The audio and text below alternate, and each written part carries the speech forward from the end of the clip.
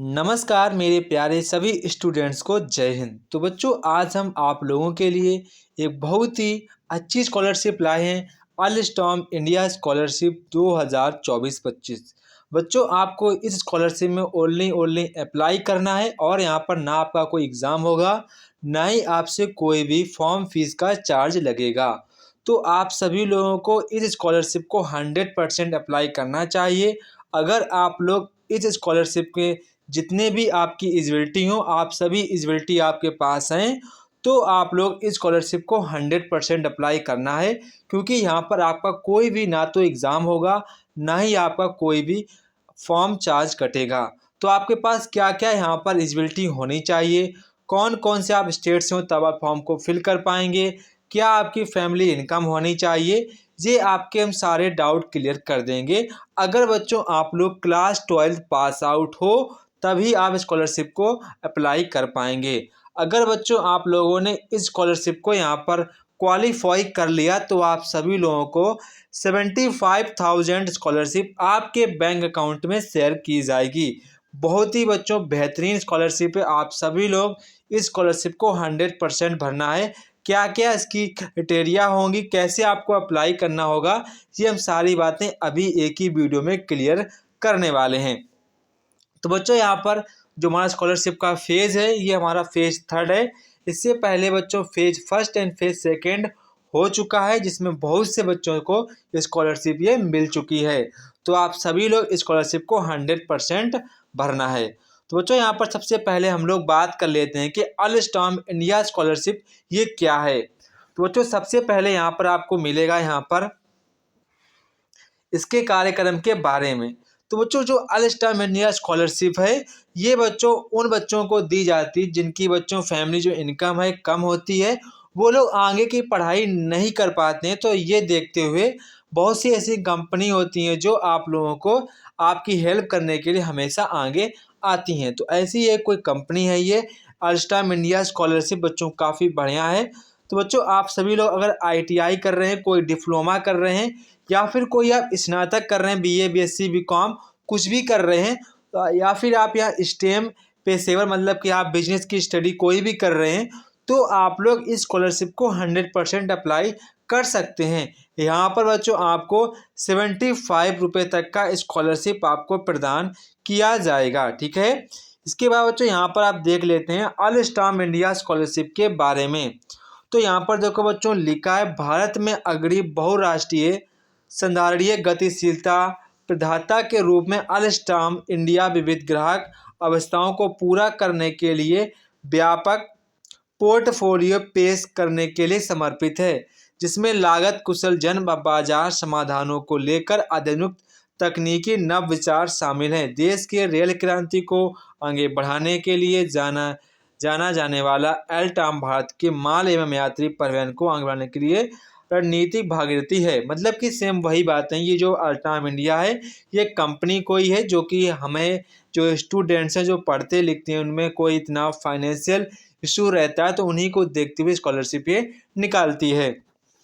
तो बच्चों हम लोग बात कर लेते हैं कि इसमें कौन कौन से बच्चे अप्लाई कर पाएंगे। तो बच्चों, अगर आप लोग क्लास 12 पास आउट हैं और आप ITI कर रहे हैं, मतलब कि आपका कोई भी सेमेस्टर हो सकता है, आपका फर्स्ट सेमेस्टर हो सकता है, आपका सेकेंड हो सकता है कि आपका लास्ट सेमेस्टर हो, तो तब भी आप स्कॉलरशिप को अप्लाई कर पाएंगे। ठीक है।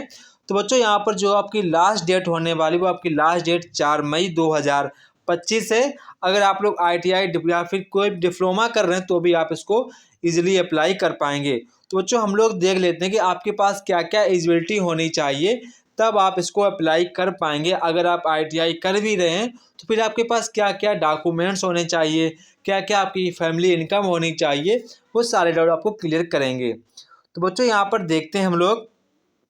तो बच्चों आपके पास क्या क्या एलिजिबिलिटी होनी चाहिए। बच्चों अगर आप यहाँ पर ITI या फिर कोई डिप्लोमा कर रहे हैं तो आपके बच्चों यहाँ पर आप कोई कर रहे हैं। ठीक है।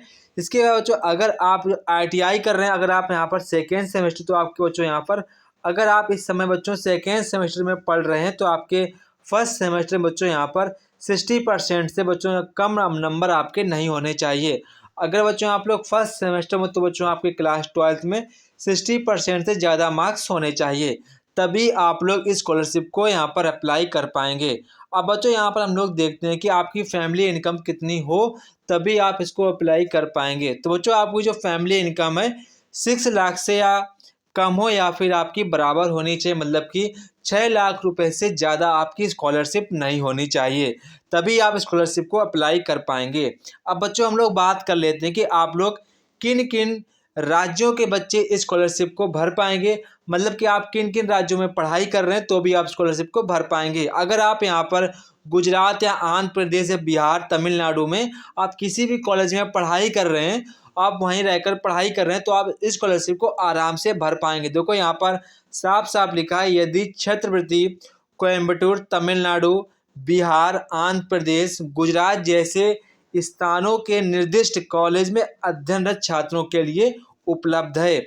मतलब कि अगर बच्चों आप लोग तमिलनाडु के किसी भी कॉलेज में ITI कर रहे हैं, कोई भी प्रकार का डिप्लोमा कर रहे हैं, या फिर आप बिहार से कर रहे हैं, फिर आंध्र प्रदेश में कर रहे हैं, या फिर आप गुजरात में कर रहे हैं, तो आप लोगों को स्कॉलरशिप आराम से मिल पाएगी। तो अगर बच्चों आपका कोई फ्रेंड हो या आपका कोई आप ही हो, अगर आपका कोई फ्रेंड, तो आप इसको वीडियो को शेयर कर देना है, उसकी फाइनेंशियल यहाँ पर आपकी हेल्प हो जाएगी। किसी का भी बच्चों कल्याण होना चाहिए, ठीक है। इसके बाद बच्चों यहाँ पर आपकी कोई यहाँ पर कुछ नहीं है। यहाँ पर आपके क्या क्या डॉक्यूमेंट लगेंगे, आपकी बच्चों पासपोर्ट फ़ोटो लगने वाली है। इसके बाद आपकी जो शैक्षणिक जो आपकी सेमेस्टर की मार्कशीट लगने वाली है।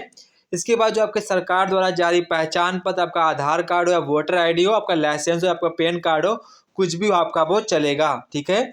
इसके बाद आवेदक की पासबुक लगेगी। ऐसा नहीं है कि आप अपने पेरेंट्स की पासबुक लगा दें, क्योंकि आपके खाते में 75,000 का कैश, मतलब कि आपके अकाउंट में आपकी यहाँ पर स्कॉलरशिप आएगी, तो आप ही का ही अकाउंट होना चाहिए। इसके बाद यहाँ पर आपके पास वैध व नवीनतम पारिवारिक आय, मतलब कि जो यहाँ पर बच्चों आपका फैमिली इनकम का जो बच्चों यहाँ पर सर्टिफिकेट बनता है, वो आपका बच्चों यहाँ पर ज़्यादा पुराना नहीं होना चाहिए, ठीक है। ये आपको यहाँ पर ध्यान रखना चाहिए, और वो आप ही का ही इनकम सर्टिफिकेट होना चाहिए, ठीक है।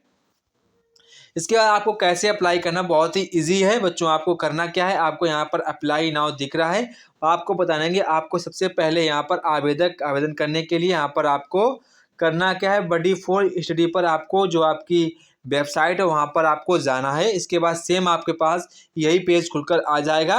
सेम आपको सबसे पहले आपको बच्चों रजिस्ट्रेशन करना होगा, मतलब कि आपको पंजीकरण करना होगा। इसके बाद एक आपके पास फॉर्म सा खुलकर आ जाएगा, जिसको आपको अप्लाई कर देना है, ठीक है। सेम आपको यहीं पर आकर अप्लाई करना होगा।